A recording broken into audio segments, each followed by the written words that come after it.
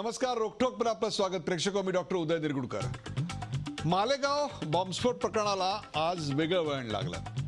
कारण होते तिचं नावच आता आरोपपत्रातून वगळण्यात आलं. एनआयच्या ताज्या आरोपपत्रात साध्वी प्रज्ञा सिंग आणि यांच्यासह 6 आरोपींना दोषमुक्त करण्यात आलं. लेफ्टनंट कर्नल प्रसाद पुरोहितसह सर्वच्या सर्व आरोपींवरचा मोक्का देखील हटवण्यात आला. या देखील अनेक आरोपींना, विशेषतः जे मुस्लिम समाज होते त्यांनाही याच्यातनं दोषमुक्त करण्यात आलेलं होतं. सवाल असा आहे प्रेक्षको की हे कसं घडलं. 29 सप्टेंबर 2008 या दिवशी मालेगावात बॉम्बस्फोट झाले.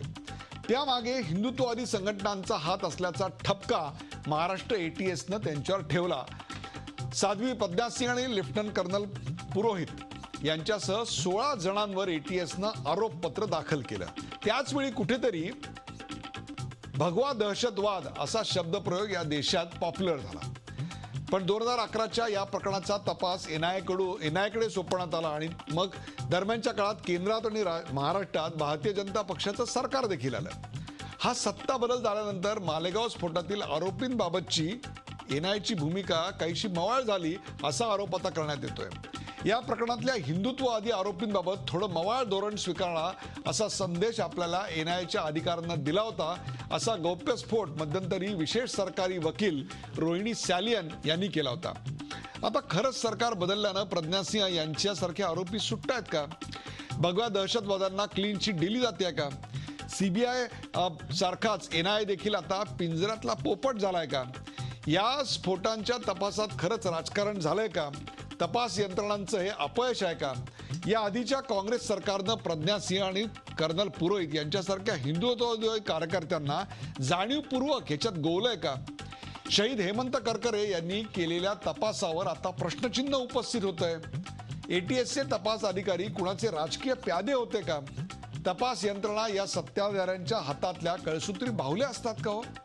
एनआयच्या ताज्या आरोपपत्रातून 6 आरोपींना वगळलं याचा अर्थ काय घ्यायचा आम्ही? त्यांच्या विरुद्धचे पुरावे सापडले नाहीत की जे होते ते खरे नव्हते का खरोखरच ते यात गुंतलेले नव्हते?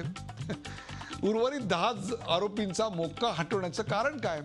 ज्या पुराव्यांच्या आधारे ATSनी 16 जणांना आरोपी केलं होतं तेच पुरावे आता एनआयला मान्य नाहीत. म्हणजे दोन्ही तपास यंत्रणांच्या भूमिकेत एवढा फरक कसा पडला? स्फोटांना 8 वर्ष उलटली असली तरी अजून एनआय आरोपपत्र दाखल करते. मग या खटल्याचा निकाल कधी लागणार? मग त्याच्यावर अपील कधी होणार? मग रिव्ह्यू पिटिशन कधी? एनआयनं कोण दोषी नाहीत हे सांगितलं, पण मला सांगा मग दोषी कोण? बॉम्बस्फोट केला कोणी हे नक्की ठरवणार तरी कधी आणि कोण? या स्फोटामागे भगवा दहशतवाद होता की नव्हता? चला यासारख्या असंख्य प्रश्नांचा वेध घेऊयात आजच्या खास रोखोक कार्यक्रमात. भगवा दहशतवाद खरा की खोटा?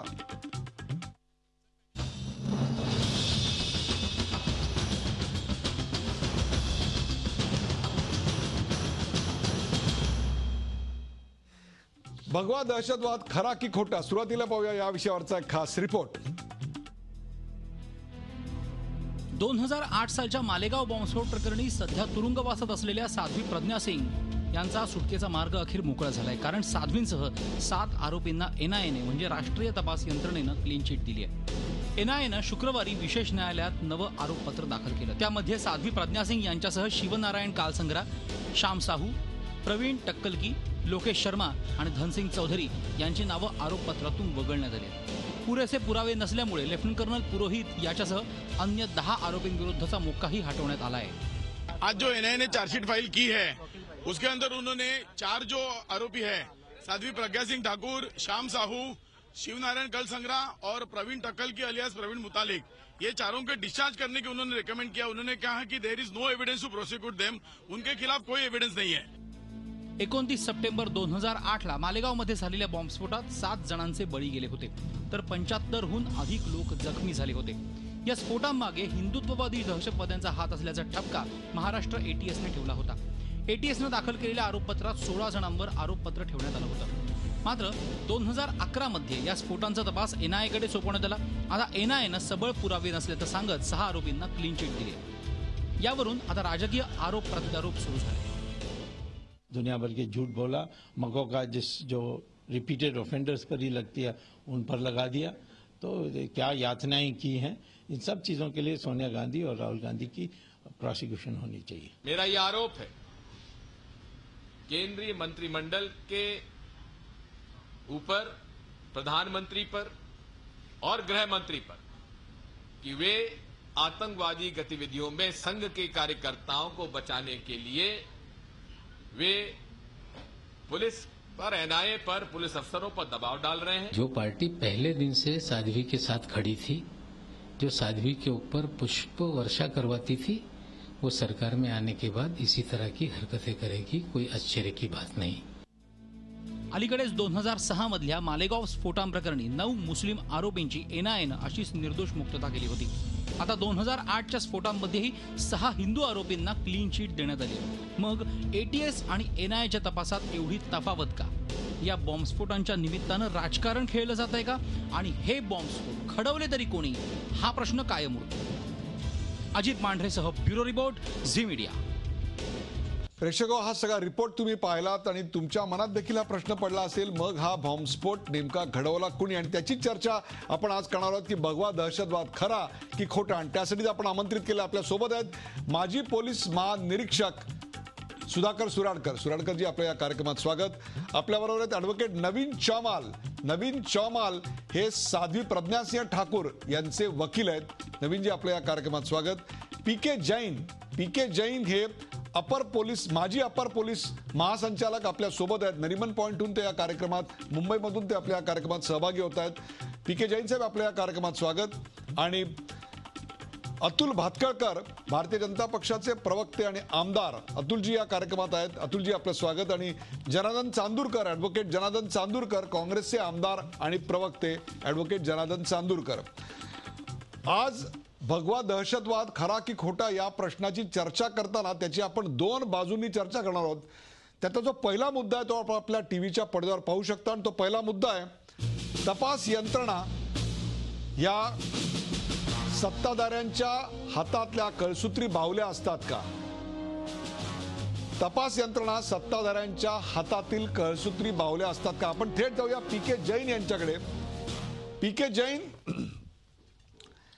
सीबीआय म्हणजे पिंजऱ्यातला पोपट आहे, हे विधान कोणा पत्रकारानं केलेलं नाही, हे विधान कोणा विरोधी पक्षाच्या नेत्यांनी केलेलं नाही, तर हे विधान सीबीआयच्या तत्कालीन संचालकांनी केलेलं आहे। आज जेव्हा हा निकाल आमच्या समोर येतोय त्यावेळेला असं लक्षात येतंय की काही दिवसापूर्वी 9 मुस्लिम आरोपींच्या विरोधातलं चार्जशीट दाखल केलं। त्याच्यानंतर 2013 मध्ये युटर्न घेतल्यागत एनआयएनं 4 हिंदूंच्या विरोधात चार्जशीट दाखल केलं। आणि त्यानंतर आता दोघांनाही याच्यातनं बाइज्जत बरी केले जात आहे, अशा प्रकारची परिस्थिती आहे। इन्व्हेस्टिगेशनवर प्रश्नचिन्ह निर्माण व्हावं अशी आता परिस्थिती आहे। खरोखरच आता एनआयए देखील सीबीआय प्रमाणे सत्ताधाऱ्यांच्या पिंजऱ्यातला पोपट आहे असं वाटतंय आपल्याला? नाही, त्या सीबीआयचे त्या महासंचालकांच्या काय एक्सपिरियन्स असावा शासनाबरोबर, त्याबद्दल मी काही भाष्य करू शकत नाही। हे मला असं, माझा 33 वर्षाचा अनुभव असा आहे की जर तपासी अधिकाऱ्यांनी किंवा त्याचे सुपरवायझरी अधिकाऱ्यांनी हे ठरवलं की आम्ही नियमाप्रमाणे आणि कायद्याप्रमाणे वागायचे आहे, नियमाप्रमाणे कायद्याप्रमाणे तपास करायची आहे, तर त्यांना कोणी थांबवू शकत नाही। फारसा तर त्याच्यामध्ये शासनाकडे पॉवर असते ट्रान्सफर करण्याची, तेवढी ट्रान्सफर शासन करू शकतात, पण त्यांच्यावर दबाव आणून चुकीची कारवाई करून घेणं किंवा काही असंगत कारवाई करून घेणं, हे काही विसंगत कारवाई करून घेणं, हे काही शासनाकडून केला जाऊ शकत नाही। माझा 33 वर्षाचा अनुभव असा आहे की जरी अधिकाऱ्यांनी ठरवलं तर ते योग्य न्यायाप्रमाणे काम करतात आणि नियमाप्रमाणे काम करतात आणि करू शकतात। आता या दोन्ही केसेसमध्ये, मालेगावचे दोन्ही केसेस 2006 मध्ये मी स्वतः पोलीस महानिरीक्षक होतो। आमच्या काळात जो तपास झाला होता, आम्ही ते एकदम व्यवस्थित नियमाप्रमाणे केला, त्याच्यामध्ये काही दुमत नाही। त्याच्यानंतर एटीएस कडे तपास गेला, एटीएसच्या नंतर सीबीआय कडे गेला, तोपर्यंत आम्ही पकडलेली थेअरी ही चालू होती। त्याच्यानंतर एनआयए सीनवरती आले, त्यांच्याकडे काय नवीन पुरावे त्याच्या समोर आले, काय नवीन त्यांना दिशा मिळाली, काय गुपित बातमी मिळाली, त्याच्यावरून त्यांनी ते तपासाचा चक्कर बदलला आणि त्याच्यानंतर दुसरे आरोपी समोर आले। 2008 मध्ये सुद्धा आता तसंच होत आहे की त्यांनी जे आरोपी सुरुवातीला पकडले आता त्याच आरोपीबद्दल बोलण्यात येत आहे की ते आरोपी नाही. आता त्यांच्याकडे काय त्यांच्यासमोर पुरावे आले किंवा ते कोर्टासमोर काय प्रूव्ह करू शकलेले नाही हे त्या तपास यंत्रणेला माहिती आहे. पण एवढा मी ठामपणे सांगू शकतो आपल्याला की जरी अधिकाऱ्यांनी ठरवला तर त्यांच्यावरती कोणताही दबाव येणे शक्य नाही.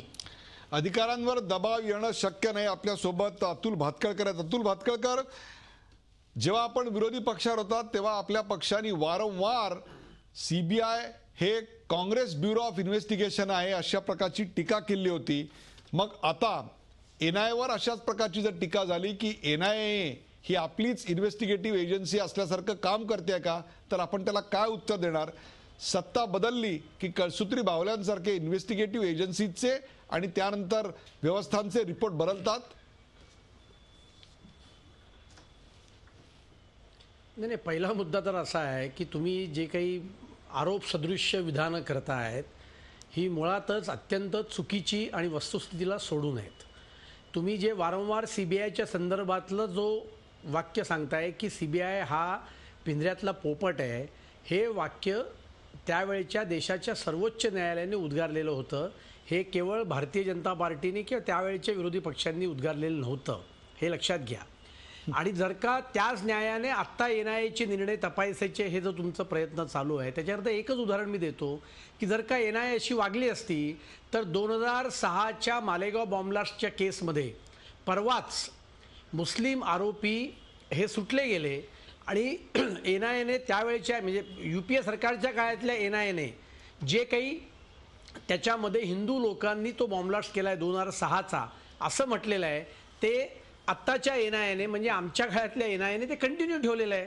त्यामुळे जर का आम्हाला एनआयए आमच्या ताकदीप्रमाणे किंवा इच्छेप्रमाणे वाकवण्याची आमची इच्छा असती तर आम्ही हा निर्णय होऊच दिला नसता. जे काम सो कॉल्ड सेक्युलर UPAला जमलं नाही की मालेगाव बॉम्बलास्टमध्ये चुकीच्या पद्धतीने गोवलेल्या मुस्लिम तरुणांना सोडायचं, ते काम आमच्या काळातल्या एनआयएने केले. त्यामुळे तुमचं मुळात जे गृहीतक या संदर्भातलं आहे ते मुळात गृहीतक पूर्णतः चुकीचं आहे. पहिला मुद्दा.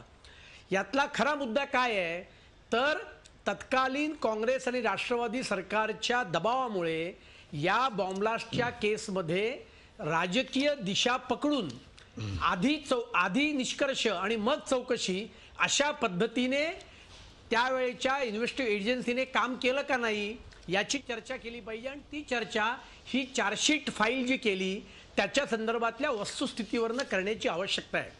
जर का 2008ची केस ज्याचा संदर्भ आजच्या आपल्या चर्चेला त्यात तुम्ही बघितलं तर त्यात काय आहे, त्याला मोक्का लावता येत नाही. या केसमध्ये हा ट्रायल कोर्टाचा निर्णय होता. तो निर्णय हायकोर्टाने फिरवला. हायकोर्टाच्या निर्णयावर सुप्रीम कोर्टाने हा निर्णय दिला की कुठल्याही परिस्थितीमध्ये मोक्का या 2008च्या बॉम्बलास्टच्या अॅक्युजला लावला जाऊ शकत नाही. अशा प्रकारचा निर्णय या देशाच्या सर्वोच्च न्यायालयाने दिला. याच ठिकाणी या तपास यंत्रणेवर किती मोठा राजकीय दबाव होता आणि दबाव किती मोठा होता. मोक्का लावण्याचा क्रायटेरिया काय असतो, मोक्का लावण्याचा क्रायटेरिया कधी अधिक पुरावा हा नसतो. अतुल भातखळकर, ज्या आरोपीवर मोक्का लावायचा आहे अतुल भातखळकर सवाल हाच आहे. इथेच तुम्ही वारंवार माध्यमांना दोषी ठरवून स्वतःकडे असलेले आरोपाचे बाण चुकवू शकणार नाही आहात. तुम्ही लक्षात घ्या. दोषी ठरवलेले नाही. जर त्या काळात हिंदू दहशतवाद हा शब्दप्रयोग, भगवा दहशतवाद हा शब्दप्रयोग तुम्हाला लागला असेल आणि त्या काळात आपल्या अनेक नेत्यांनी फक्त इथेच नाही संसदेपासून सर्वत्र या सरकारी तपास यंत्रणांवरच्या दबावाची गोष्ट केली असेल, तर जेव्हा आता ATS आणि NIAच्या तपासातली तफावत समोर येते तेव्हा आपल्याला देखील या आरोपाला सामोरं जावं लागणार आहे.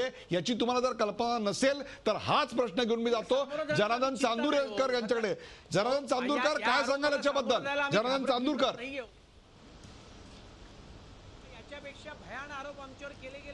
उदयजी बोला. उदयजी, प्रश्न असा आहे की आपले मित्र भातखळ जे आहेत याला राजकीय रंग देण्याचा प्रयत्न चालवलेला आहे. माझी अशी इच्छा आहे की आजच्या या विषयावरती जी चर्चा होणार आहे ती भावनेच्या अधीन किंवा राजकीय दृष्टिकोनातून होऊ नये. देशातील सर्वसामान्य माणसाच्या पुढे देशातील सर्वसामान्य माणसाच्या पुढे आज हा प्रश्न तयार झालेला आहे आणि चार्जशीट गेल्या 8-9 वर्षाच्या काळामध्ये आपण उदयजी म्हटल्याप्रमाणे बदललेली आहे चार्जशीट. मी बोलतोय, तुम्ही बोलताना मध्ये बोललो नाही. चार्जशीट कोणी बदलली? मी माझा मुद्दा असा आहे, तुम्हाला विचारले उत्तर देणार नाही. माझं नाही मला अँकरनी सांगितलेलं आहे म्हणून मी बोलायला सुरू केलेलं आहे. यू आर नॉट अँकर. तेव्हा तुमच्या पण मला प्रश्न विचारलेला आहे. अहो तुम्ही माझं ऐकून घ्या ना. असा कांगावा भारतीय जनता पार्टी जर नेहमीप्रमाणे करले तर पर्दा फाश झाल्याशिवाय राहणार नाही. कशाला त्या भानगडीत पडता? मला मुद्दा सांगू द्यायचा नाही. 2008च्या मालेगाव बॉम्बलास्ट मधल्या आरोपींना लावलात हे सत्र न्यायालयाने म्हटलं, सर्वोच्च न्यायालयाने म्हटलंय. आणि हा मोक्का चुकीच्या पद्धतीने लावण्याकरता तुम्ही मध्ये बोलून काय फायदा आहे? उद्योग केले. जरा डिबेटचा डेकोरम पाळा. तुम्ही त्या अँकरनी प्रश्न मला विचारलेला आहे. शांत राहायची विनंती करतोय. मी दोघांनाही विनंती करतो, कृपया शांत राहा. मी दोघांनाही विनंती करतो, कृपया शांत राहा. मी हा प्रश्न नेतोय. सुधाकर सुराडकर, मी सुराडकर, मोक्का काढला गेला याचा अर्थ तपासात कमतरता होती. यात आपल्याला जरा जास्त सविस्तर पाहावं लागेल. पहिली गोष्ट अशी की हा भगवा दहशतवाद शब्द कधी आला, जेव्हा करकरींनी जो तपास केला. यात ज्या व्यक्तींनी देशासाठी आपलं बलिदान दिलेलं आहे आणि ज्यांनी तपास सुरुवातीला केलेला आहे, चांगला तपास केलेला आहे, त्याच्यावरच आज आपण प्रश्नचिन्ह लावतो, हे लक्षात घ्या. हाच तर खरा सवाल आहे. तर म्हणून मी सांगतो ना, ऐकून घ्या माझं. मला करकरे स्वतः भेटले होते, आमच्या शेजारीच राहायचे. संध्याकाळी भेटताना आणि म्हणाले, सर फार दबाव येतोय, फार अस्वस्थ वाटते, आपल्याशी सविस्तर चर्चा करायची. म्हटलं कधी येत. आणि दुर्दैवाने हा प्रसंग घडला. आता हे जे काँग्रेस आणि BJP हे जे उगीच बोलतायत ना, त्यांच्यावर दोघांचाही दबाव होता. हा एक भाग झाला. दुसरं, इथे जे काही घडलेलं आहे मला वाटते राजकारणाच्या पलीकडे जायला पाहिजे. आता हे जैन जे बोललेत की राजकीय दबाव नसतो वगैरे, बकवास आहे. राजकीय दबाव नक्की असतो. जैन साहेब आपण ऐकता का? जैन साहेब स्पष्टपणे सांगतायत की राजकीय दबाव असतो आणि करकरांवर राजकीय दबाव होता. त्यांनी स्वतःनी सुधाकर सुराडकर यांच्याकडे त्याची कबुली दिलेली होती. तर आता यात जे तपास होतोय, तर हे जे पिंजऱ्यातलं पोपट म्हटलं आहे ना, उदयजी, माझं स्पष्ट म्हणणं आहे याच्याबद्दल की राजकीय दबाव जरी असेल, असा नाही की शासन सांगत नाही, पण आपल्याला ते ऐकायचे की नाही हे आपल्याला ठरवायचे असते. पॉइंट बरोबर आहे, परंतु दबाव येतो प्रत्येक माणसाला की त्याचे स्वतःचा ओपिनियन असतो याच्यामध्ये. आणि अशा प्रकारच्या हाय प्रोफाईल अशा केसमध्ये तर दबाव येणं साहजिकच आहे. सुराडकर साहेब, आता दुसरा जो प्रश्न येतो, आता जे जैन साहेब म्हणालेत, दबावाला बळी न पडणारे अधिकारी किती आहेत, जरा विचार करावा. आज आपण सर्व बघतोय, मीच नाही, सर्वसामान्य माणसं बघतायत. दबावाला बळी पडणाऱ्या अधिकाऱ्यांची संख्या फार मोठी आहे. आता मीच काही प्रश्न विचारतो जे याच्याशी संबंधित नसले. मारियांनी जेव्हा म्हटलं की ते आर्थिक व्यवहाराची चौकशी करतील, त्याच दिवशी त्यांना लाथ मारून वर पाठवलं, प्रमोशन दिलं आणि हकललं. तर ह्या ज्या गोष्टी घडतायत, राजकीय दबाव नक्कीच येतो, दबावाला पडणारे अधिकारी नक्कीच आहेत. मारियांच्या ह्या प्रकरणातल्या ट्रान्सफर बद्दल आपण सत्तारूढ पक्षाचं नेमकं काय म्हणणं ते जाणून घेऊया. अतुल भातखळकर यांच्याकडे. अतुल भातखळकर, काय सांगाल? कशा संदर्भात मला ऐकू नाही आलं, सांगा पुन्हा एकदा. जेव्हा मारियांनी शीना मर्डर केसमध्ये आर्थिक व्यवहारांची चौकशी करतो असं म्हटलं, त्याच वेळेस त्यांची प्रमोशनवर उचलबांगडी करण्यात आली आणि त्यांना सिनियर माणसाला CP करण्यात आलं. जर पोस्ट वाढवलीच होती तर त्यांना बदलण्याची काय आवश्यकता होती? मुद्दा यातला एवढाच आहे की हा निर्णय राज्याचे गृहमंत्री घेतात आणि मारियांनी तपास चांगला केला का चुकीचा केला हे आपल्याला येणाऱ्या काळात दिसलं. कारण आता सुराडकरांचं हे म्हणणं, याच्या नेमकं उलटं म्हणणं, या देशातल्या एका प्रमुख इंग्लिश चॅनल जो होतं की ते नीट तपास करत नव्हते आणि त्यांच्या बदलीचं प्रमुख कारण हे होतं की मी तरी माझ्या करकरेंबद्दल बोलतो, मला वाटतं यामध्ये आपण करकरेंबद्दल मर्डर केसमध्ये CP या प्रकरणामध्ये स्वतः तपास जाऊन जो त्या होता तो ठिकाणी एका तपास बाजूने चालला होता. करतात पोलीस स्टेशनमध्ये, म्हणजे एसीपी तिथे नाही. नाही कोण बोलताय नक्की मला? नाही तुम्ही बोला अतुल भातखळकर बोला. सवाल असा आहे हॅलो, की तपास यंत्रणांवर दबाव येतो का? तपास यंत्रणांवर दबाव येतो का सवाल आहे. प्रकरणामध्ये नाही बघा, तपास यंत्रणा असं आहे, काँग्रेसचं सरकार असेल तर दबाव येणारच, कारण सुप्रीम कोर्टाने म्हटलंय. ओके, सुप्रीम कोर्टाने आपण मान्य करून इथे मला जनार्दन चांदूरकर यांना चर्चेत आमंत्रित करायचंय. जनार्दन चांदूरकर यांना आमंत्रित करायचंय. अतुल भातखळकर, जर काँग्रेस राष्ट्रवादीची सत्ता असताना त्या काळात यंत्रणांनी चुकीचा तपास केला असेल, एकांगी तपास केला असेल, दबावाखाली खोटा रिपोर्ट दिला असेल, तर मग तुम्ही कारवाई काय करणार? तुमच्या काळात त्यांच्यावर कारवाई व्हायला नको का? तपास यंत्रणांनी खोटे रिपोर्ट दिले म्हणून. दोन गोष्टी मला विचारला ना. नाही अतुल भातखळकर, मी एक जनरल स्टेटमेंट मला विचारलं, त्याचं मी उत्तर तुम्हाला दिलेलं आहे. हॅलो, माझं तेच म्हणणं आहे, जर काँग्रेसच्या काळात दबाव येऊन तपास यंत्रणांनी चुकीचा तपास केला असेल तर तुम्ही त्यांच्यावर कारवाई करणार की नाही? पार्टीचा ऐकून घ्या, म्हणून तुम्हाला सांगितलं, मी भारतीय जनता पार्टीचा आमदार आणि भारतीय जनता पार्टीचा महाराष्ट्र प्रदेशाचा सरचिटणीस म्हणून मालेगाव बॉम्बलास्ट केसमधलं 2008च्या प्लेस केसमधलं दिलीप पाटीदार प्रकरण मी सभागृहात उपस्थित केलं होतं. त्याच्या चौकशीचे आदेश त्याच वेळेला मुख्यमंत्र्यांनी on the floor of the house दिलेले आहेत. आणि आजच्या या एनआयएच्या चार्जशीट नंतर सुद्धा मी मागणी केलेली आहे की या संपूर्ण प्रकरणाची चौकशी केली पाहिजे. आणि या संपूर्ण प्रकरणाची चौकशी करत असताना हा तपास एकाच दिशेने करा, अशा प्रकारचा राजकीय दबाव, राजकीय अजेंडा सेट करण्याचा प्रयत्न केला गेला होता. या राजकीय षडयंत्रामागे जे कोणी आहेत त्यांची चौकशी केली पाहिजे, अशी मागणी मी आज स्वतः केलेली आहे आणि ती उद्याही मी मागणी करणार आहे. आणि याची चौकशी आम्ही 100% करू. याचं कारण मी तुम्हाला सांगतो की हा मोक्का तितक्या चुकीच्या पद्धतीने लावला होता. या धावडेचं प्रकरण बघा, अहो या धावडेला ज्या दिवशी अटक केली त्याच दिवशी त्याच्यावर चार्जशीट दाखल केली. आणि दुसऱ्या प्रकरणामध्ये जालन्याच्या बॉम्बलास्टमध्ये त्याला आज अटक केली आणि त्याच्यावर परवा चार्जशीट दाखल केली. कारण मोक्का लावायचा असेल तर आरोपीवर ऑलरेडी दुसऱ्या कुठल्या तरी गुन्ह्यामध्ये चार्जशीट पाहिजे. मालेगाव बॉम्बलास्टमधल्या एकाही आरोपीवर याच्या आधी चार्जशीट नव्हती, म्हणून या सगळ्यांना अटक केल्यानंतर धावडेला अटक केली.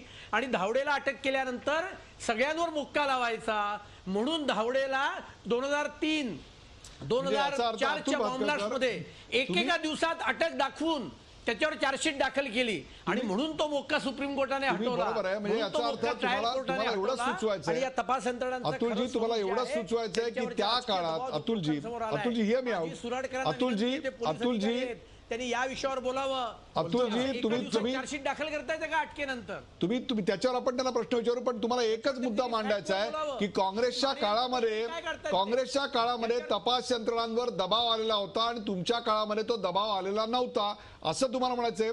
मग जर तसा दबाव आलेला नसेल आणि त्या काळात जर दबाव आलेला असेल तर मग त्या तपास यंत्रणांना दोषी धरून त्यांच्यावर कारवाईची जी आपण मागणी करताय त्याच्याविषयी जनार्दन चांदूरकरांना विचारूया. चांदूरकर साहेब, काय म्हणाल? आपल्या काळात दबाव आलेला होता आणि तपास चुकीच्या दिशेने झालेला होता.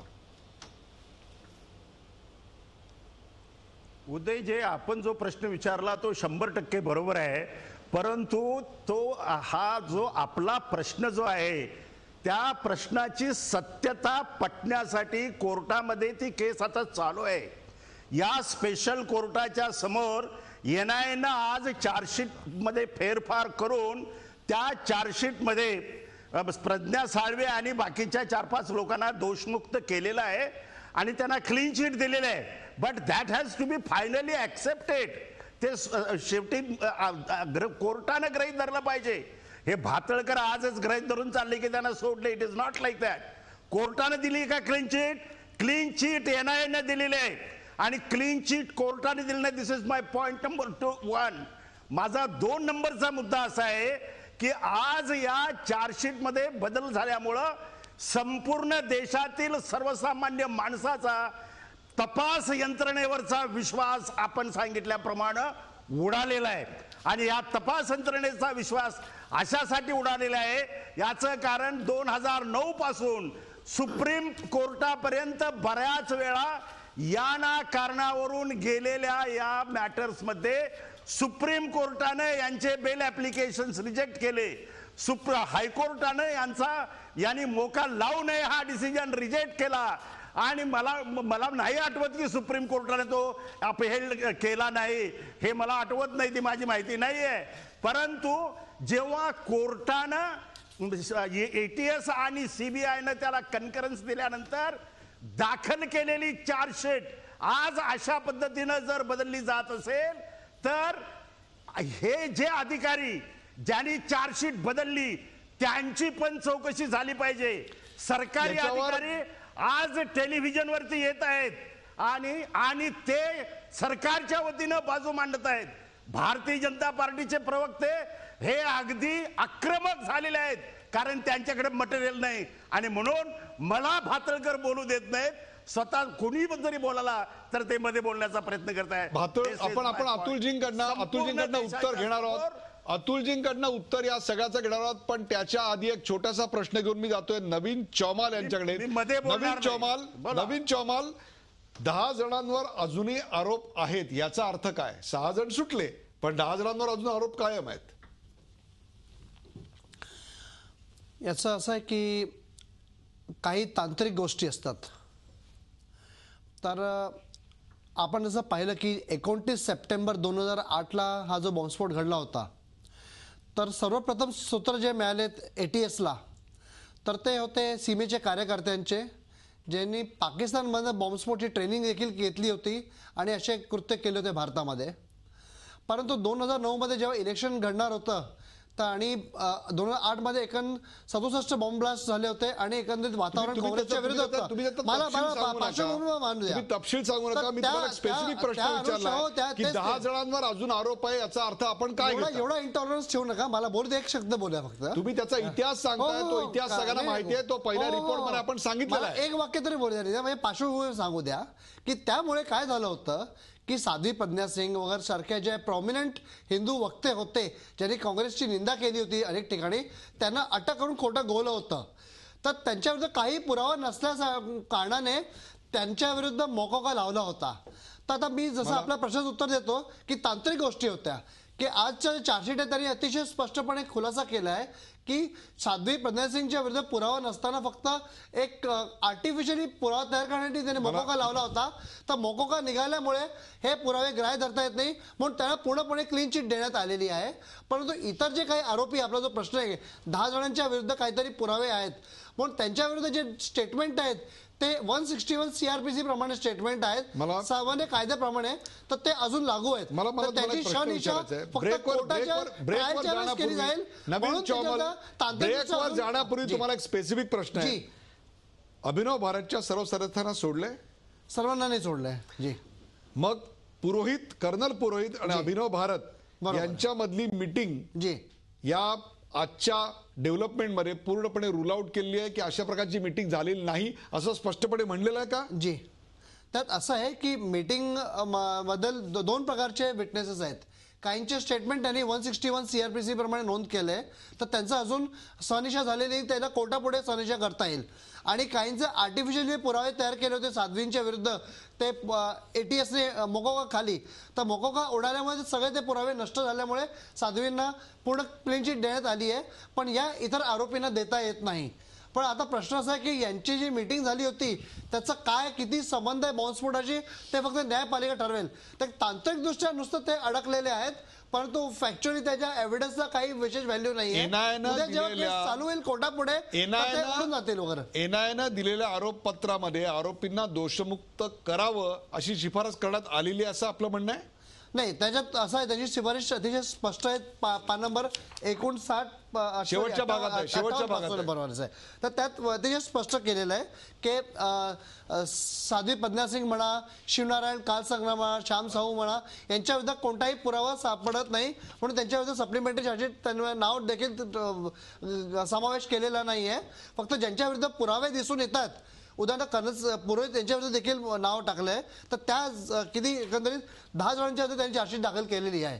तर एकंदर आज असं दिसून येतंय की काँग्रेसच्या काळामध्ये NIA वरती जो दबाव होता की एक हिंदू टेररिझम म्हणून डेव्हलप करावा, त्यांनी जो फ्रेज कॉइन केला होता, तर त्यांनी खोटा पुरावा तयार केला होता. परंतु आज त्याच्यावर दबाव नसल्यामुळे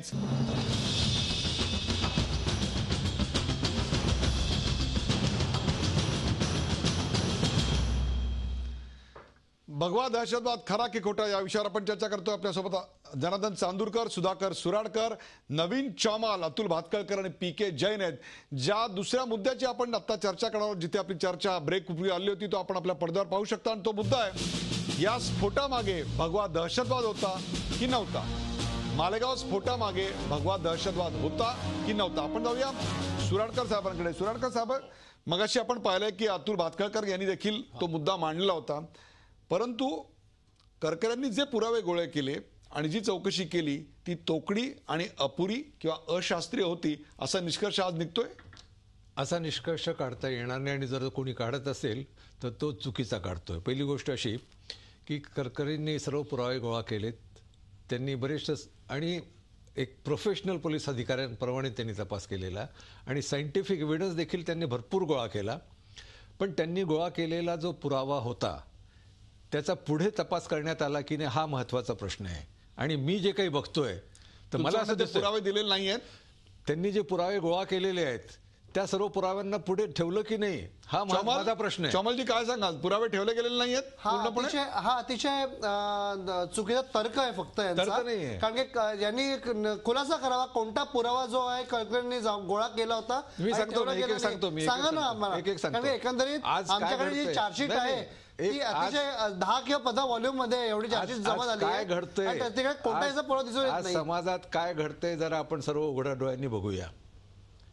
आज जे घडतंय हे एक उदाहरण झालं की पोलीस स्टेशन मधून पेपर्स गायब होतात, कोर्टातून पेपर. या केसमध्ये अतिशय जनरल बोलतायत, विषय स्पेसिफिक बोला ना. कोणत्या करकरेंचा पुरावा ठेवला गेला नाही, मला कोणी दाखवून द्यावं. जबाबदारी काहीतरी बोला ना. जबाबदारी उदाहरण द्या. ऐका तर मग जबाबदारी उदाहरणासहित सांगतोय. कुणीही या सर्व समाजात सर्वांपुढे उघडपणे मांडावे की करकरे साहेबांनी कोणकोणते पुरावे गोळा केले होते आणि ते गोळा केलेल्या पुराव्यांपैकी किती पुराव्यांचा पाठपुरावा करण्यात आला आणि पुढे कोर्टापुढे सादर करण्यात आले. हा माझा प्रश्न आहे. घटना घडली 2008 मध्ये. त्यावेळेस दोन्ही राज्यामध्ये आणि केंद्रामध्ये काँग्रेसची सरकार सत्ता होती आणि करकरे देखील वारले 26 नोव्हेंबर 2008लाच वारले होते. आणि त्यानंतर 2014 पर्यंत काँग्रेसची सत्ता होती. तर तोपर्यंत यांचं म्हणणं आहे की जेव्हा चार्जशीट दाखल केली होती तर काँग्रेसचाही विरोध होता. तेच तर माझं म्हणणं आहे. आता हा नवीन तर्क काढला याने. नाही मी सुरुवातीला आपण विषयाची भरकटून चाललोय. उदयजी, आपण आता मला वाटतं विषयाची भरकटू नये, थोडं गंभीरपणे घ्या किंवा लोक असतील आपल्यावरती. अतुल भातखळकर, लोक असतील आपल्यावरती. अतुल भातखळकर, आजच्या डेव्हलपमेंट नंतर हिंदू दहशतवाद किंवा भगवा दहशतवाद, अतुल भातखळकर, दहशतवादाबद्दल बोललो तर दहशतवादाला रंग नसतो. बरोबर आहे, तोच तर मुद्दा आहे. PK जैन साहेब, तोच तर मुद्दा. मला असं वाटते की दहशतवादाला रंग नसतो. बोला बोला बोला. उदयजी, मी हे सांगतो की दहशतवादाला रंग नसतो. यापूर्वी एवढे टेररिस्ट होते, ते मुस्लिम होते. आपण कधी हिरवा दहशतवाद म्हटलो का कधी? मग हे चुकीचं म्हणणं आहे की हिरवा दहशतवाद असतो किंवा भगवा दहशतवाद असतो. दहशतवाद आहे आणि त्याला ज्या दाबाने त्याला दाबला पाहिजे तसाच दाबला पाहिजे. आणि या केसमध्ये जे काही पुरावे त्यावेळी समोर आले, काय झालं, ते काय तपास करण्यात आला, हे काय कोणाला कळत नाही. आणि त्याच्यामध्ये हे जसं आहे आता चौमाल साहेब म्हटले की जेव्हा कोका याच्यामधून MCOC याच्यामधून काढण्यात आला तर बरेचसे पुरावे ते ग्राह्य धरता येत नाही, म्हणून आता त्या केसमध्ये पुरावाच राहिला नाही. कारण की यापूर्वीचे बरेचसे केसेस असेच टिकले की एखादा स्टेटमेंट आला, तो स्टेटमेंट कोर्टामध्ये ग्राह्य धरण्यात आला आणि त्या आधारावरती चार्जशीट झाली आणि कन्व्हिक्शन झाली. पण या केसमध्ये आपल्याकडे तसा पुरावा, काही न्यायिक पुरावा ज्याला आपण म्हणतो तसा पुरावा नव्हताच. म्हणून आणि MCOC या केसमध्ये लावणं मुळीच चुकीचा होता. MCOC परिभाषा जी आहे त्याच्यामध्ये फक्त जे ऑर्गनाइज क्राईम जो असतो त्याच्यामध्ये आणि त्याच्यामधून कोणीतरी नफा कमवला असावा, फायनान्शियल अँगल असावा, अशा केसमध्ये फक्त मोका लावण्यात येते. आता या केसमध्ये, दहशतवादाच्या केसमध्ये त्यांनी लावला मोका, हा मुळीच चुकीचा होता. हा जो दहशतवाद हा शब्द आहे हा मालेगावच्या बॉम्बस्फोटानंतर या देशामध्ये अत्यंत पॉप्युलर झाला आणि तोच प्रश्न घेऊन अतुल भातखळकर यांच्याकडे. अतुल भातखळकर, आता भगवा दहशतवाद याला उत्तर मिळालं असं वाटतंय आपल्याला? मुळामध्ये भगवा दहशतवाद हा पी चिदंबरम आणि शरद पवार यांनी वापरात आणलेला शब्द होता, जो शब्द मूलतः 100% चुकीचा होता. आणि मी सुरुवातीला म्हटल्याप्रमाणे यांची राजकीय पोळी भाजण्याकरता हे यांनी शब्दप्रयोग उपयोगात आणले आणि आज ते एका अर्थाने तोंडावर आपटलेले आहेत. चांदूरकरांना मी सांगू इच्छितो की मोक्का हटवला पाहिजे हा निर्णय केंद्रातल्या भाजप सरकारने नाही घेतला आहे, तो सुप्रीम कोर्टाचा निर्णय आहे, ट्रायल कोर्टाचा निर्णय होता. सुप्रीम कोर्ट, आता ते म्हणणार सुप्रीम कोर्टाचा निर्णय मला माहीतच नाही, तर तुम्हाला एखादी गोष्ट माहीत नाही म्हणजे ती वस्तुस्थिती नसते असं नाहीये. जरा घरी जा, गुगलवर पेपर बघा. या एप्रिल महिन्यातली गोष्ट आहे की सुप्रीम कोर्टाने सांगितलं की यांच्यावर मोक्का लागू शकत नाही. सुराडकरांना मी एवढंच सांगतो की ज्या प्रकरणाचा मी या केसच्या संदर्भातला उल्लेख केला ते ऑन रेकॉर्ड आहे की धावडेला, जरा ऐकून घ्या, मध्ये मध्ये बोलू नका, तुम्हाला काही बोलण्यासारखे मुद्दे नाही येतात, लक्षात घ्या. तुम्ही सगळ्या तपास यंत्रणांचा वापर हा स्वतःच्या राजकीय स्वार्थार्थ केलाय. इशरत जहाच्या केसमध्ये तुम्ही देशाच्या सुरक्षेशी खेळलाय, लक्षात ठेवा. आणि राजकीय पोळी भाजण्याकरता तुम्ही एका निरपराध साधूला 6 वर्ष तुरुंगात पाठवलात, तिच्यावर अत्याचार केलेत, तिचे हलाल केलेत, एवढी पापं तुम्ही केली, लक्षात ठेवा. म्हणून तुम्हाला जनतेने शिक्षा दिली आहे. विरोधी पक्षनेता न मिळणे कमी जागा दिल्यात संसदेमध्ये, लोकसभेत, लक्षात घ्या. माझा ऐकून घ्या. त्यामुळे हा विषयावरच बोलतो.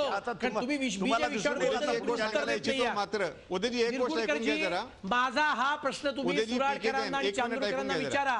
या धावडेला या प्रकरणात जी अटक केली, जालना आणि परभणीच्या बॉम्ब ब्लास्टमध्ये, एका ब्लास्टच्या केसमध्ये आज सकाळी अटक केली आणि संध्याकाळपर्यंत चार्जशीट दाखल केली, आणि दुसऱ्या प्रकरणामध्ये आज अटक केली आणि 2 दिवसानंतर चार्जशीट दाखल केली. असं जगामध्ये कधी होऊ शकतं का? बॉम्बलास्ट सारख्या केसमध्ये 2 दिवसामध्ये आणि एका दिवसात चार्जशीट दाखल केली जाते. पीके जैन साहेब, आणि म्हणून सर्वोच्च न्यायालयाने मोक्का हटवला. पीके जैन का लावण्याची सर्वात मोठी कंडिशन काय आहे? त्या आरोपीवर आधीच्या कुठल्या तरी गुन्ह्यामध्ये चार्जशीट, मला साहेब याच्यामध्ये एकच गोष्टी सांगायची होती. सर्व आरोपींवर. पीके जैन साहेब बोला. पीके जैन साहेब, आणि जैन साहेब यात गुंतवलं. Please go ahead. जैन साहेब प्लीज. अधूजी, उदयजी, याच्यामध्ये मला एकच सांगायची आहे. बोला बोला पीके जैन साहेब. की हा जो मुद्दा उचलण्यात येत आहे वारंवार, भगवा दहशतवाद, हा जो मुद्दा वारंवार उचलण्यात येत आहे भगवा दहशतवाद या शब्दाचा, आपण बघा ते 26/11च्या केसमध्ये जेवढे टेररिस्ट या ठिकाणी मारले गेले किंवा अटक झाला कसाब, त्यांनी सर्वांनी माऊली बांधलेली होती. म्हणजे हे कुठेतरी एक बागलबुवा उचलण्यात आला आणि हा दाखवण्याचा प्रयत्न होता की आता हिंदू सुद्धा दहशतवादी झालेले आहेत आणि हा एक भगवा दहशतवाद सारखा एक प्रकरण जो आहे तो समोर येत आहे. खरं म्हटलं तर ते हे कुठेतरी एक डिसइन्फॉर्मेशन कॅम्पेनचा भाग होता आणि त्या डिसइन्फॉर्मेशन कॅम्पेनचा भाग म्हणून एकदा हा मुद्दा उचलण्यात आला आपल्या मालेगावच्या ब्लास्टमध्ये. म्हणून प्रत्येक ठिकाणी की या लोकांना आरोपींना उभा करायचे, त्या ठिकाणी याच्यामध्ये हिंदू युवा जे आहे ते सामील होते, एखादी संघटनाचं नाव घ्यायचे, अशा प्रकारचा प्रयत्न करण्यात आला. मी पुन्हा एकदा सांगतो की दहशतवादाला काही रंग नसतो. मला ते अगदी मान्य आहे. पीके जैन पकडण्यात आले त्यांच्या विरुद्ध पीके जैन, मला तुम्हाला एक प्रश्न विचारायचा आहे. पीके जैन, मला तुम्हाला एक प्रश्न विचारायचा आहे की दहशतवादाला रंग नसतो, हे तुमचं विधान अत्यंत बरोबर आहे.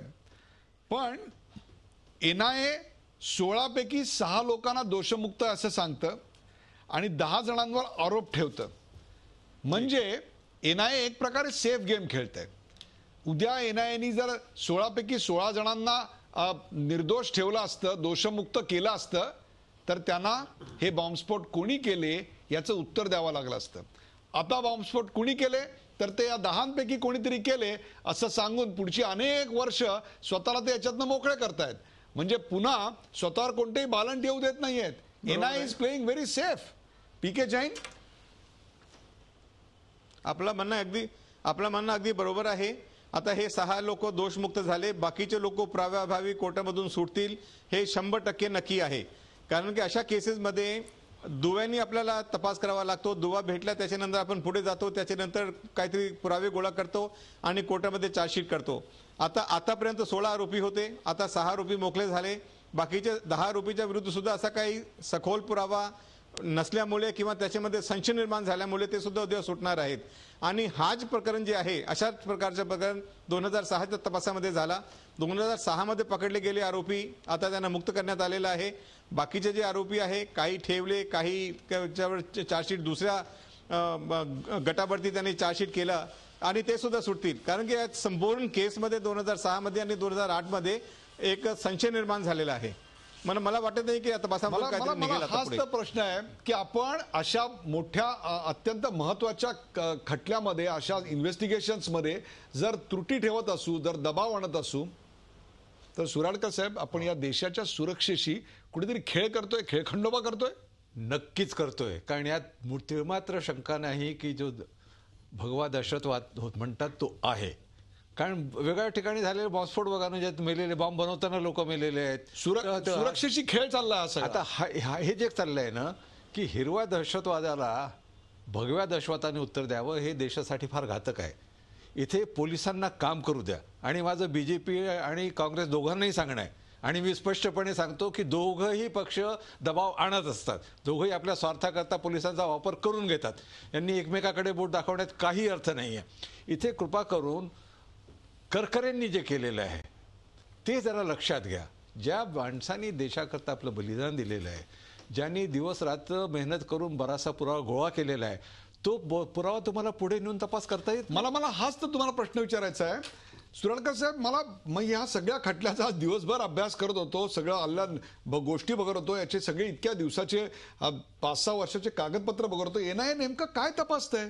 बॉम्बस्फोट कोणी केला हे तपासतंय, कोण निर्दोष आहे हे तपासतंय, का कोण दोषी आहे हे तपासतंय? बॉम्बस्फोट कोणी केला हे तर तपास होतोय का? मला वाटतं त्यांना समजलंय की नाही माहित नाही. तोमर साहेब काय सांगाल?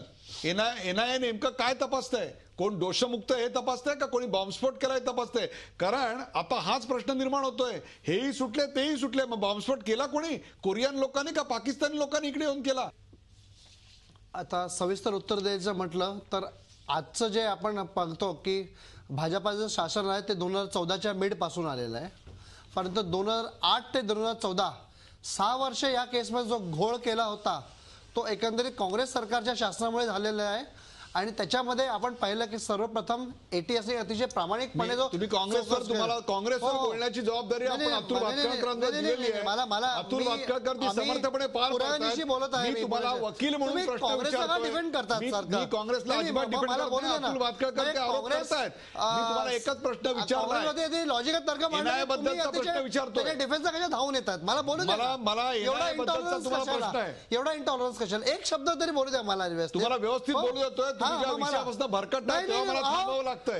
जेव्हा चर्चा चालू आहे बॉम्ब ब्लास्टची, तुम्ही राकेश मारेंवरती जातात, तिकडे तो भरकटत नाही. तुम्ही लोक तुम्हाला करकरेंच्या पुराव्याबद्दल संदर्भ आलेला होता आणि मी तो हस्तक्षेपाचा मुद्दा होता म्हणून तो संदर्भ आलेला होता. तुम्ही भरकट टाकता आणि मी तुम्हाला ट्रॅकवरती आणतोय. गोष्ट अशी आहे, तुमचं उत्तर असं आहे लक्षात घ्या की गोष्ट अशी नाही. अतुलजी मला बोल, उदयजी मला बोल द्या. गोष्ट अशी आहे 2008 ते 2014 6 वर्ष कोणी केलेलं आहे? काँग्रेस सत्तेने केलेलं आहे. अजून तुमच्या क्लायंटला पूर्णपणे क्लीन चिट मिळालेली नाही एवढं लक्षात नाही. याचा तुम्ही आनंद कशाला व्यक्त करता? आनंदाने व्यक्त करत आहे. तुम्हाला एवढं काय म्हणजे असं दुःख होतंय की काँग्रेस अतिशय बॅड लाईट मध्ये सापडली जाते, पुणे देशासमोर काँग्रेसची छवी आता उघडपणे बिघड दिसते. तुम्हाला एवढं कसं वाटतंय? तुम्हाला मला असं वाटतं वास्तव परिस्थिती एखाद्या चॅनलवर डिबेटमध्ये भाग घेताना आपला मुद्दा कसा मांडावा हे तुम्हाला याचा तुम्हाला अनुभव दिसत नाही. हो, मला काँग्रेसच्या विरोधातले सगळे मुद्दे, काँग्रेसच्या विरोधातले सगळे मुद्दे अतुल भातखळकरांनी मांडलेले आहेत. त्याची उत्तरं आपापल्या द्यायचा जनार्दन चांदोरकरांनी प्रयत्न केला आहे. तुम्हाला लॉजिकली मुद्दे तुम्हाला साधा प्रश्न मी विचारला, त्याचं उत्तर तुम्हाला देता आलेलं नाही. 16 पैकी 6 आरोपी NIA कडून दोषमुक्त झाले, ते का? पुरावे नव्हते म्हणून? प्रश्न तो नव्हता तुमचा. तुम्ही प्रश्न आता बदलताय. तुमचा प्रश्न असा होता की NIA ने काय तपास केला पाहिजे, कोण दोषी का कोण निर्दोष आहे. तोच प्रश्न मी तुम्हाला वेगळ्या फॉर्ममध्ये विचारतोय. मी त्याचंच उत्तर देतोय की 2008 मध्ये जेव्हा बॉम्बस्फोट घडला होता तर ATSने व्यवस्थितपणे सिमीच्या अतिरेक्यांना पकडलं होतं. त्यांच्यावर पुरावा होता की ते पाकिस्तानमध्ये जाऊन ट्रेनिंग घेऊन आले होते. अशांना फक्त सोडण्यात सोडण्यात आलं आणि वेगळ्या लोकांना पकडलं ज्यांचा काहीही संबंध नव्हता. साध्वी प्रज्ञा सिंग म्हणा, शिवनारायण काळसंग्रा म्हणा, आणि काँग्रेसची सत्ता असतानाच मिलिटरीने चौकशी केली होती आणि त्यांनी स्पष्ट पुरावा दिला होता की हा जो तर्क आहे एटीएसचा की कर्नल पोरेचा काही संबंध नाही, त्याने कुठलाही आरडीएक्सचा केलं होतं. त्याच काळामध्ये जस्टिस टिप्सेंनी उद्गार म्हणजे ऑब्झर्वेशन केलं होतं की शिवनारायण काळसंग्रा आणि श्याम साहूचे एकदा कोणताही पुरावा नाही आणि त्याला सोडण्यात आलं होतं.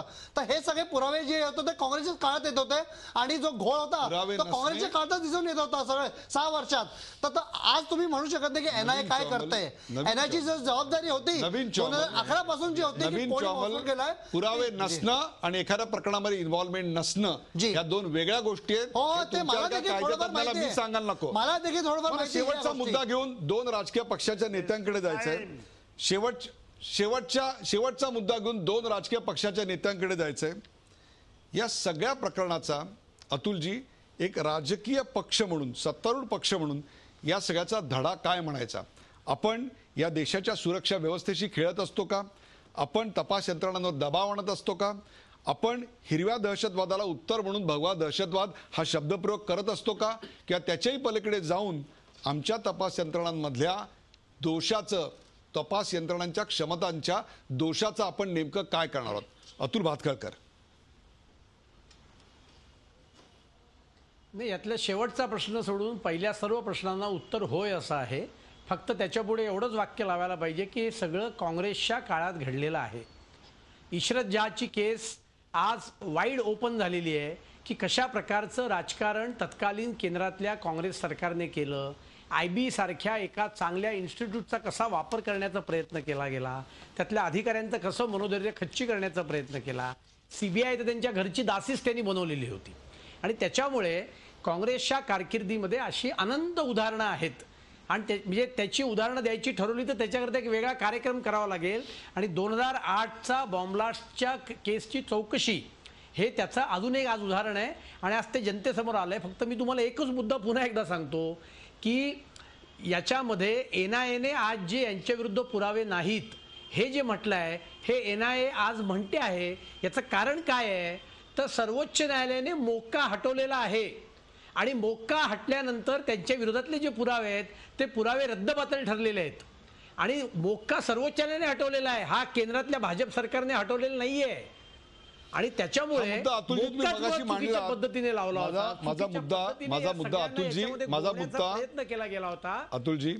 अतुलजी माझा मुद्दा या कार्यक्रमाचा शेवट करताना कुठेतरी आपण पक्ष बाजूला ठेवून या देशाच्या सुरक्षा यंत्रणांविषयी, या देशाच्या सुरक्षेविषयी, या देशातल्या तपास यंत्रणांविषयी पक्षाच्या पलीकडे जाऊन काही विचार करू शकणार आहोत की नाही हा सवाल होता. काय सांगाल? हा तुमचा शेवटचा प्रश्न होता आणि हा विचार भारतीय जनता पार्टी आपल्या जन्मापासून नेहमी करत आलेली आहे. याची तुम्हाला मी अनंत उदाहरणं देईन. ज्या NIA विषयी आपण आत्ता बोलतो हा NIAचा जन्म कधी झाला तर मुंबईवरच्या दहशतवादी हल्ल्यानंतर झाला. क्रिमिनल प्रोसिजर कोडमध्ये बदल केले. कोणी केले? ज्या सरकारने टाळा आणि पोटा, जो पोटा आम्ही आणला होता तो ज्या सरकारने रद्द केला, पण आम्ही अशी भूमिका घेतली नाही की तुम्ही पोटा रद्द केलात त्यामुळे आता मुंबईच्या हल्ल्यानंतर तुम्हाला जाग आली. त्या कायद्याला आम्ही संसदेत त्यावेळेला पाठिंबा दिला कारण राष्ट्राची सुरक्षा ही आमच्याकरता सर्वोच्च पर्याय आहे. म्हणून आम्ही संसदेमध्ये तो वेळेची मर्यादा लक्षात घेता जनार्दन चांदूरकर या सगळ्या डेव्हलपमेंटचा नेमका अन्वयार्थ काय आहे, काय धडा आहे आपल्या सगळ्यांसाठी? नाही, याच्यामध्ये महत्वाचा मुद्दा आपण उपस्थित केला आहे की देशातील सर्वसामान्य लोकांचा, देशातील बुद्धिजीवी लोकांचा, देशातील मीडियांचा तपास यंत्रणेवरचा विश्वास उडत चाललेला आहे. सरकार कुणाचंही असो, भारतीय जनता पार्टीचा असो किंवा काँग्रेसचा असो, या सर्व समाजातील वर्गांचा विश्वास उडत चाललेला आहे. त्याचं कारण असं की आता जे PK जैन बोलले हे अधिकारी असताना बोलत नाहीत, हे लोक रिटायर झाले की मग बोलतात. यांनी ही देशाशी केलेली सर्वात मोठी बेईमानी हे अधिकारी लोक करत आहेत. आणि म्हणून देशातील सगळ्या पक्षाच्या, सगळ्या जातीच्या, सगळ्या धर्माच्या लोकांनी जो कोणी बेईमानदार ऑफिसर आहे तो देशाच्या घटनेला संकटात आणत आहे, देशाच्या घटनेच्या विरोधात जात आहे, देशामध्ये जातीय दंगे लावण्यासाठी खत पाणी घालत आहे. आणि म्हणून सगळ्या लोकांनी या लोकांच्यावरती नियंत्रण ठेवण्याची गरज आहे. आपल्याला मी सांगू येतो उदाहरण या जनार्दनजी, या कार्यक्रमाची वेळ एकच मिनिट. बोला जनार्दनजी. Last 30 seconds. एक मला बोलू द्या फक्त. एकच याच्यामध्ये आहे की NIA जी आहे, या NIA inquiry of military court हा पुरोहितांच्या संबंधाचा रिपोर्ट मागवला. आणि त्या रिपोर्टमध्ये, मिलिटरी कोर्टच्या रिपोर्टमध्ये असं नमूद करण्यात आलेलं आहे की करकरे यांच्या नेतृत्वाखाली झालेल्या इन्व्हेस्टिगेशनमध्ये असं दिसून आलेलं आहे की त्या पुरोहितच्या घरी ATS ने ते RDX प्लांट केलं. ही फार मोठी दुर्दैवी बाब आहे. आणि एक शहीद ज्यानं महाराष्ट्रासाठी आपण कार्यक्रमाच्या वेळेची मर्यादा लक्षात घेते. लास्ट एकच वाक्य बोलतो की कृपा करून आपण सर्व आपले भेदभाव विसरून जाऊया आणि भारतामध्ये कायद्याचं राज्य कसं येईल हे सर्व मिळून प्रयत्न करू. Last word, last 30 seconds. अतुलजी, लास्ट 30 सेकंड्स. अतुल. यांच्या ढोंगी सेक्युलरिझमचा पुरावा बघा. आज न्यायालयामध्ये हिंदू लोक सुटले म्हणून हे असं म्हणतायत की तपास यंत्रणेवरचा विश्वास उडाला. आणि यांच्या काळामध्ये 2006च्या केसमध्ये मुसलमान सुटले. मी दोघांनी शांत राहायची विनंती करतो. कार्यक्रमाची वेळ संपलेली. प्रेक्षको, भगवा दहशतवाद खरा की खोटा या विषयावरची चर्चा आपण पाहिलीत. सरकार भाजपचं असो की काँग्रेसचं, तपास यंत्रणांवर दबाव असतो ही बाब या चर्चेत स्पष्ट आली. मात्र दबाव असला तरी एखादा अधिकारी स्वतंत्रपणे काम करू शकतो, पण असे दबावाला न बळी पडणारे अधिकारी किती हा देखील सवाल आज पुढे आला. मालेगाव बॉम्बस्फोट प्रकरणी काँग्रेस सरकारच्या आदेशाप्रमाणे तपास यंत्रणांची दिशा ठरवणाऱ्या ATS अधिकाऱ्यांची चौकशी करावी अशी मागणी यावेळी भाजपने केलेली आहे. तर या आधीचं आरोपपत्र बदलणाऱ्या NIAच्या अधिकाऱ्यांची देखील चौकशी करायला हवी असं काउंटर आर्ग्युमेंट काँग्रेसच्या वतीनं करण्यात आलेलं आहे. साध्वी प्रज्ञा सिंह यांच्या विरोधात पुरावे नसल्यानं NIAनं त्यांचं नाव आरोपीच्या यादीतून आज वगळलेलं आहे. आता लेफ्टनंट कर्नल पुरोहित आणि इतर आरोपी दोषी आहेत की नाहीत ते विशेष न्यायालय ठरवेल असं आरोपीच्या वकिलांनी जरी सांगितलेलं असलं तरी देखील अनेक प्रश्नांची उत्तरं अनुत्तरित राहिली. भगवा दहशतवाद हा शब्द मालेगाव बॉम्बस्फोटानंतर आपल्याकडे पॉप्युलर झाला. स्वतःची राजकीय पोळी बाजून घेण्याकरता म्हणून काँग्रेसच्या आणि त्यावेळच्या काँग्रेसच्या अनेक नेत्यांनी हा शब्द वापरला असेल. मात्र आता ते तोंडावर साफ आपटलेत अशी भाजपची आत्ताची भूमिका आहे. या केसमधून 6 जण सुटलेत, आता बाकीचे आरोपी सुटू शकतात याकडे देखील पोलीस अधिकाऱ्यांनी लक्ष वेधलं. हिरव्या दहशतवादाला भगवा दहशतवाद हे अत्यंत घातक आहे आणि देशाच्या सुरक्षेशी खेळ सुरू आहे हे देखील समोर आलं. प्रेक्षको, कोणताही धर्म दहशतवादाची शिकवण देत नाही. दहशतवाद्यांना भगवा किंवा हिरवा अशी लेबल लावणं अत्यंत गैर आहे. बॉम्बस्फोट घडवणाऱ्यांना कोणताही धर्म नसतो आणि दहशतवादाला कोणताही रंग नसतो. त्यामुळे जे कोणी अशी हिंसक कृत्य करून निरपराध लोकांचे बळी घेतात त्यांना लवकरात लवकर कठोरात कठोर शासन व्हायला हवं. मालेगाव बॉम्बस्फोटातल्या गुन्हेगारांना देखील कठोर शासन व्हायला हवं, हाच खरा न्याय होईल. आजची चर्चा ही साधारणपणे मुद्द्याला धरून होईल अशी अपेक्षा होती, परंतु हा मुद्दाच असा आहे की ज्याच्यावर मुद्द्याला धरून चर्चा करणं कोणत्याही पक्षाला आणि कोणत्याही इन्व्हेस्टिगेटिव्ह एजन्सीला सोपं जाणार नाहीये. हाच याचा खरा अन्वयार्थ आहे. या चर्चेत सहभागी झाल्याबद्दल सर्व मान्यवरांचे आभार. ताज्या बातम्यांसाठी पाहत राहा झी 24 तास. रहा एक पाऊल पुढे.